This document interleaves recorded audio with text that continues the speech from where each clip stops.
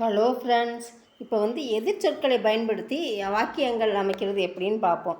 விலோம் சப்தோங், இது பார்ட் 2. ஏற்கனவே பார்ட் 1 பார்த்துருக்கோம். இது பார்ட் 2. விலோம் சப்தோங் உபயோகித் வாக்கியோங், ஆப்போசிட் வேர்ட்ஸ் யூஸ்டு சென்டென்சஸ்.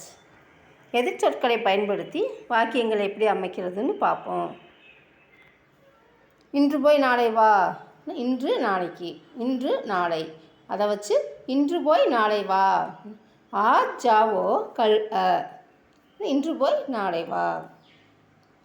அவன் பகலில் தூங்குவான், இரவில் விழித்திருப்பான். தின்மிங் சோதாகை அப்படின்னா அவன் பகலில் தூங்குவான்.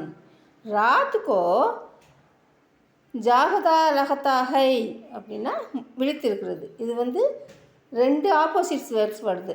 பகல் இரவு, தூங்குவது விழித்திருப்பது. ஆனால் ஒரே சென்டென்ஸில் 2 ஆப்போசிட் வேர்ட்ஸ் வந்திருக்குது. தின்மே சோதாகை, அவன் பகலில் தூங்குவான். ராத்கோ ஜாகதா ரகத்தாகை, இரவில் விழித்திருப்பான். நல்ல பழக்கங்களை பழகு, கெட்ட பழக்கங்களை கைவிடு. இப்போ நல்ல கெட்ட அந்த 2 வார்த்தையை வச்சு நம்ம வாக்கியங்கள் அமைச்சிருக்கோம்.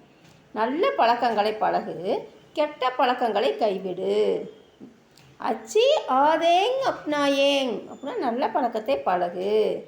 புரி ஆதத்தேங் சோட்டேங் அப்படின்னா கெட்ட பழக்கங்களை கைவிடு.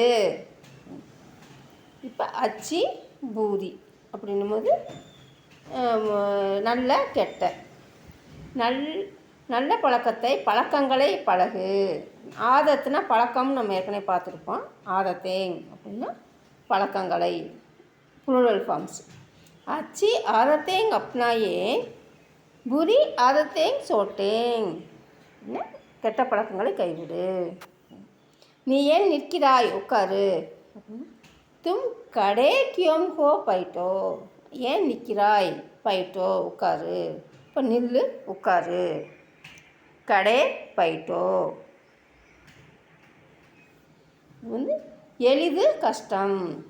ஆசான் கடின் அப்படின்னு சொல்லலாம், முஸ்கில் அப்படின்னு சொல்லலாம். நம்ம கடினமாக இருக்குன்றதை நம்ம கடின், அதுதான் நம்மளுக்கு ஈஸியாக இருக்கும்.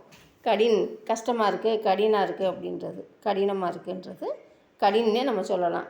அதுக்கு இன்னொரு வேர்டு முஸ்கில் அப்படின்னு சொல்லலாம்.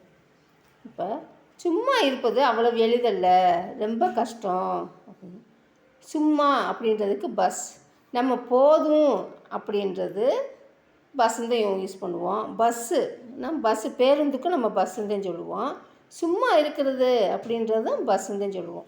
சும்மா அப்படின்னு நம்ம அடிக்கடி சும்மா அந்த வார்த்தையை உபயோகிப்போம். சும்மாலேன்னு சொன்னேன், சும்மா உட்காந்துருக்கேன் அப்படின்னு சொல்லுவாங்க. அப்போ சும்மா அப்படின்றதுக்கு பஸ்ஸுன்னு தான் அர்த்தம்.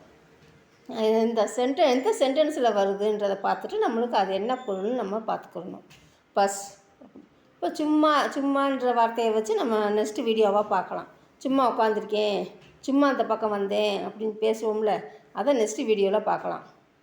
பஸ் ரஹனா இத்னா ஆசான் நஹி ஹை அப்படின்னா சும்மா இருக்கிறது அவ்வளவு எளிதல்ல, ரொம்ப கஷ்டம். பகுத் முஸ்கில், பகுத் கடின் ஹை அப்படின்னு சொல்லணும். கோவப்படாதீங்க, அமைதியாக இருங்க அப்படிங்கிறது நாராஜ் அப்படின்னாலும் கோபம், குஸ்ஸா அப்படின்னாலும் கோபம். குஸ்ஸா ந கோங் அப்படின்னா கோபப்படாதீர்கள். சாந்த் ரஹேங் அப்படின்னா அமைதியாக இருங்கள். அப்போ நம்ம பெரியவங்க நிறையா பேரையும் சொல்லும் போதும், ஒரு பெரியவங்களை சொல்லும் போது நம்ம கோவப்படாதீர்கள் மரியாதையாக சொல்லும் போது நம்ம இப்படி சொல்லலாம்.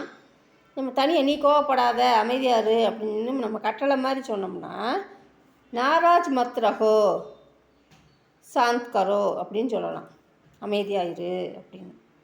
இது நம்ம இதாக சொல்கிறது, ப்ளூரல் ஃபார்ம்ஸ்லேயும் சொல்கிறது.